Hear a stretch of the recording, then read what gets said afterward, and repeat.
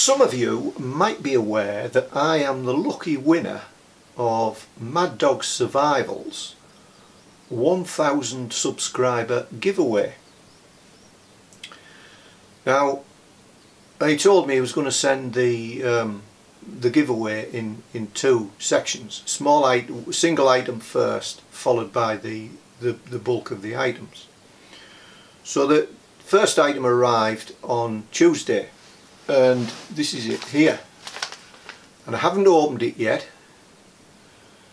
I know what it is, but I haven't opened it yet, so I thought I wouldn't open it here. I'm in the process of putting some things in a bag, just a bit of climbing gear, and I thought I'd get on my bike and go up the Nab, do a little bit of climbing and open it up there. Anyway, as I'm packing the gear, there's a knock at the door and the main parcel has arrived. Now, he did a little video showing us all what he was putting in this parcel, so I know what's in it. But I'm not going to open this one yet, because I've got another little expedition planned later in the week with the purpose of opening this, but it's also got a secondary purpose. So I'm going to save the main event until later in the week, and I'm just going to take this out today, out on my bike, up to the Nab, have a little play up there, and I shall open up the first little package here, and we'll test it out. Right, so I've been waiting for the rain to clear. We get reasonably good forecasts now. I know we all like to criticise the weather forecasts, but in general they're pretty accurate, and so the rain has stopped and the skies are clearing. So I won't waste any more time waffling here. I'll get packed, and I might have a bite to eat before I go, and then I'll get on up the Nab.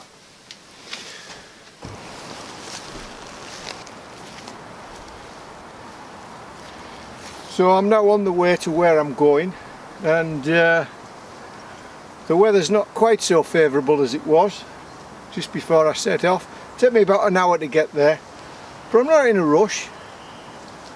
We're all rushing about these days. I'm old enough now to learn to enjoy the journey. So I've come to the top of the hill.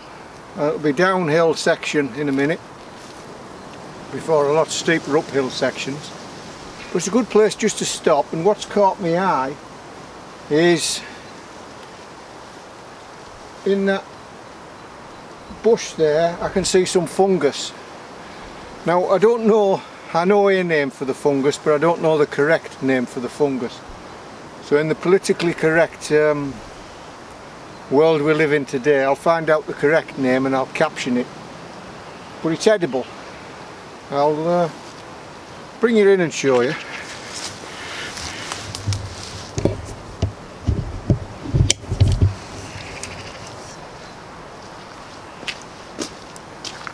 So there it is.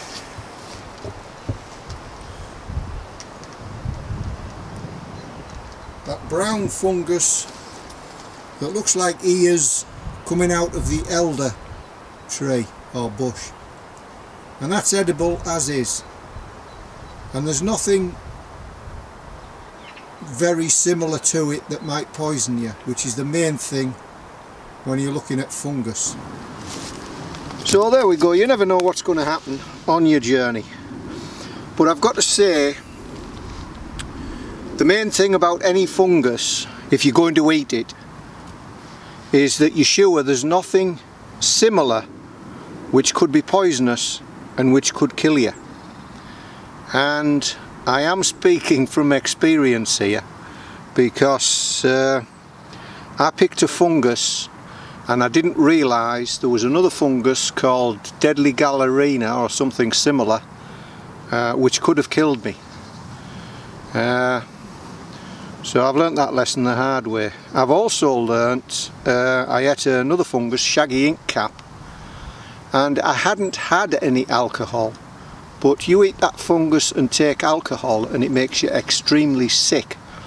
But I suspect some of our honey had fermented, because as soon as I ate it I felt, well, about 5 or 10 minutes later I felt extremely sick. Anyway, this is safe to eat. There's nothing exactly similar. It's just like a jelly. It has a rather tangy taste to it. I suspect it's about 95% water, but if you've got nothing else, that 5% or less probably is going to do you some good.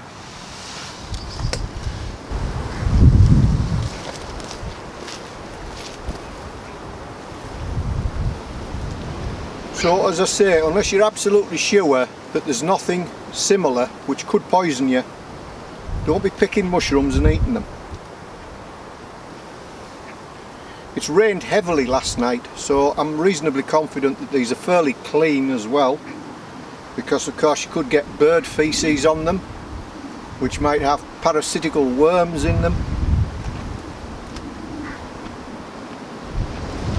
But you pays your money and takes your chance.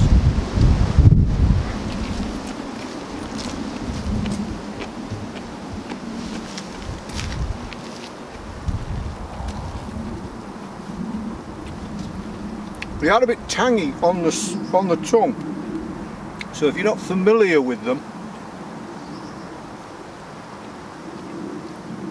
it might be a little alarming at first.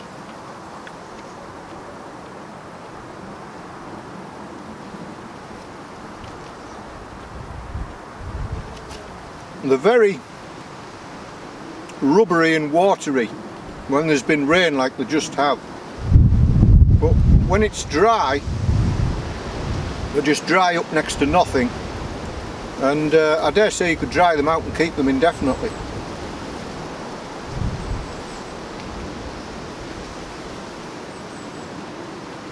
Anyway, I better not eat too many. Let's press on.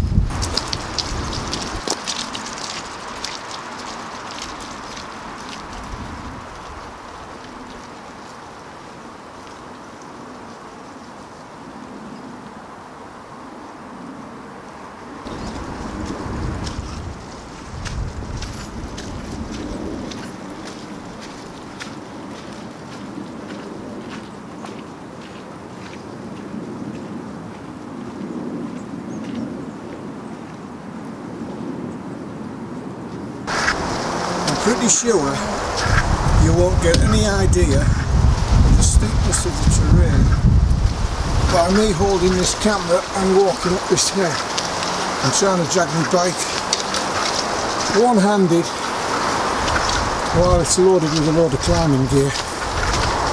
Anyway, we'll get a nice rest at the top, but I know from experience steep banks can look pretty flat on film. Right, I can't push this bike one-handed anymore. It is a fairly steep slope, so I'm going to have to pack in a minute.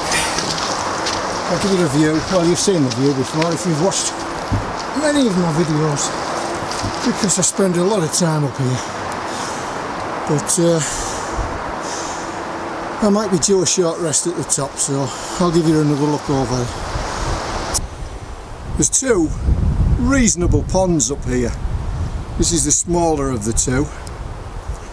You can still see a small amount of ice towards the reeds there.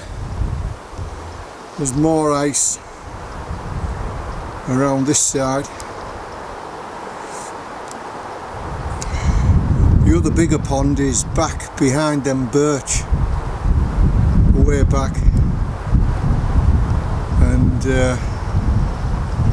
my camp 1 is up here somewhere. We'll not be visiting that today.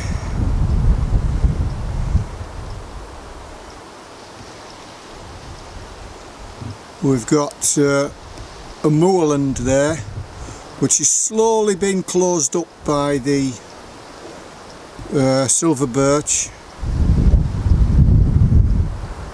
which will be good for the deer. thousands of years ago this would be covered in woodland, and we're making our way over to where those masts are. So we're not quite there yet. Right, I've no idea how this is going to turn out because it's very, very windy. Now the rocks you're looking at are the rocks I was abseiling off last time I was up here. I'll pan you around just to show you where we've come from.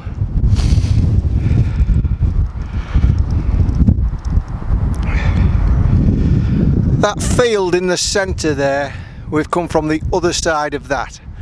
It's took us about an hour and a half to get here, but there was a little bit of filming on the way. So we can look down. That's the 174 leading to the A19, and we're looking now over Middlesbrough, Stockton, Billingham.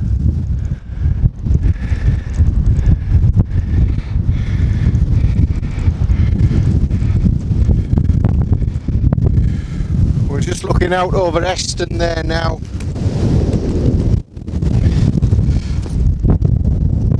I can't let go of this camera, otherwise it'll blow over the edge.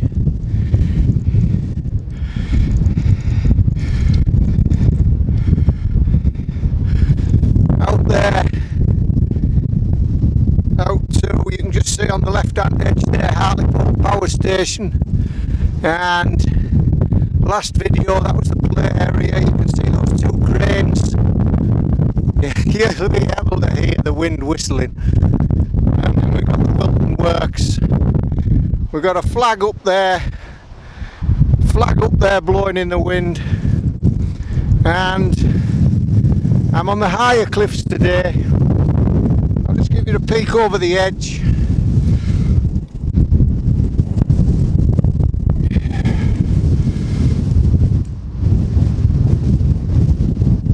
That's where we're going down there. Straight drop, then a big overhang, and that's where we're going to test this new piece of equipment sent by Mad Dog Survival.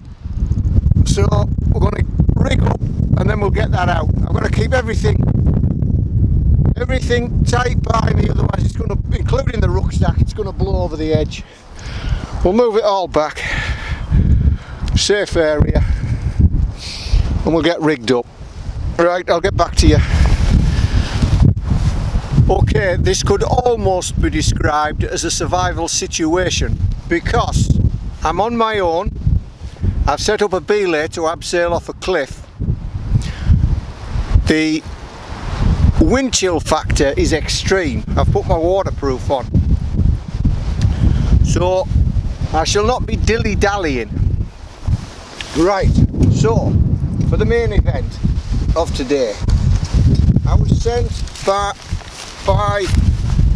Mad Dog Survival this as the first instalment of the 1000 sub giveaway.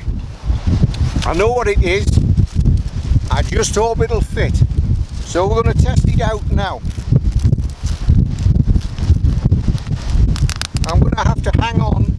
My rucksack with it in has nearly blown away once. So it's in a paper envelope, and in the paper envelope it's in a polythene bag. Right, I'll just get the paper envelope away before that goes sailing off.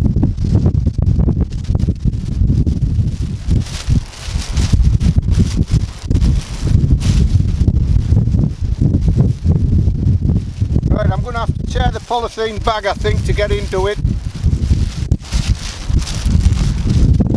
So it's brand new, unused, unworn.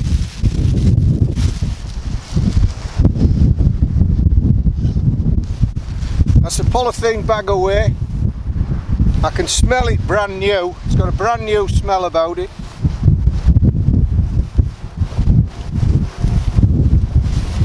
I'm going to put it on in a minute.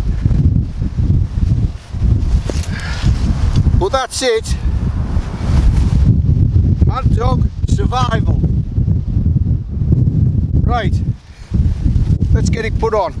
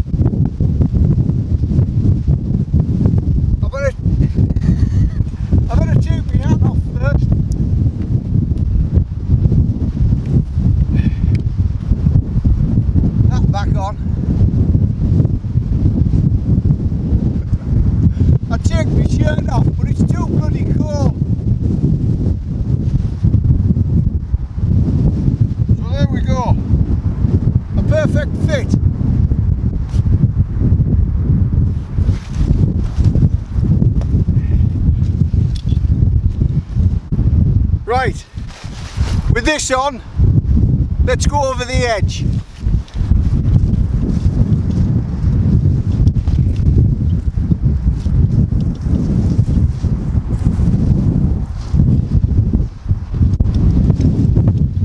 You'll not be able to hear a thing I'm saying when I get near that edge.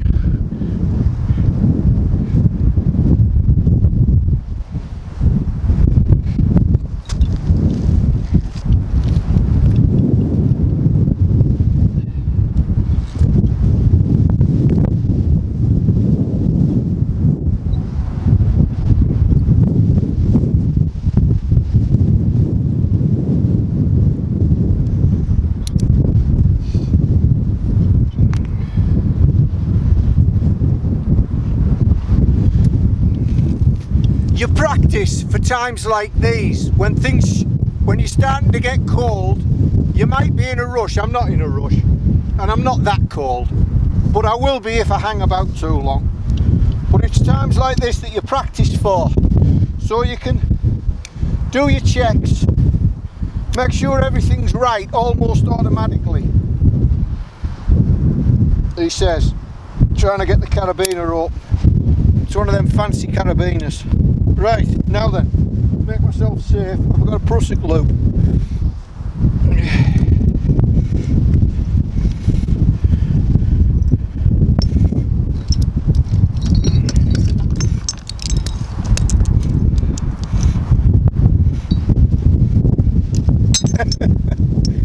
Hey, what a carry on, eh? I would have thought a t-shirt would have brought me up here.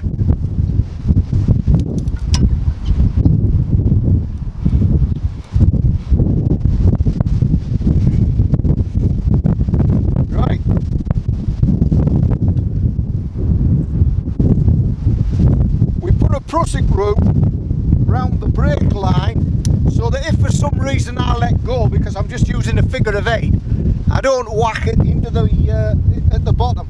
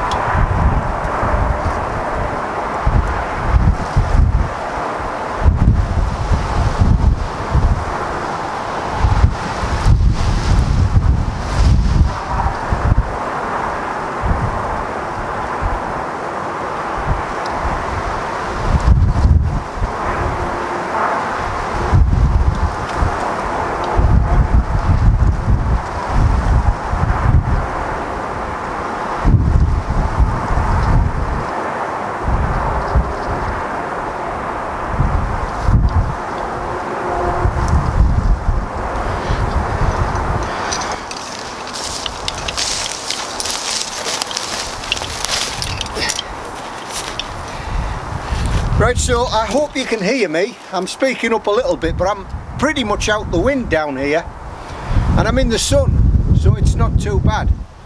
But I think we'll call it a day now, because it's very chilly up there, and once you start getting cold you could start making mistakes. I'm here on my own. I don't want to do anything daft, even though when I was a kiddie I used to come up here and I used to climb all these rocks without any ropes on. I used to bounce a lot better then though. So this was the first unboxing, unpacketing I've ever done. It's thanks to Mad Dog Survival.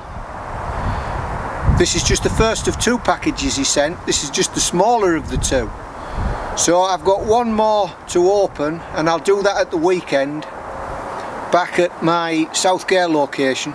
I've got something I'd like to check out down there that I spotted the last time I was there with the pack frame. So I'd just like to say thanks, and I'd just like to say thanks to the whole community as well, because it is a community, and what goes around comes around. So there's one more to go anyway, and we'll get into the box, we'll get into the main bits and pieces, and I'm sure I'll use most, if not all, of the stuff in that box. So I'll catch you on the next one, which won't be in a week. It'll be in less than a week, because I'll be going down the South GAW this weekend hopefully. Right, we'll leave it there then, and I'll shoot off back home, get me windproof on, and get this lot packed away.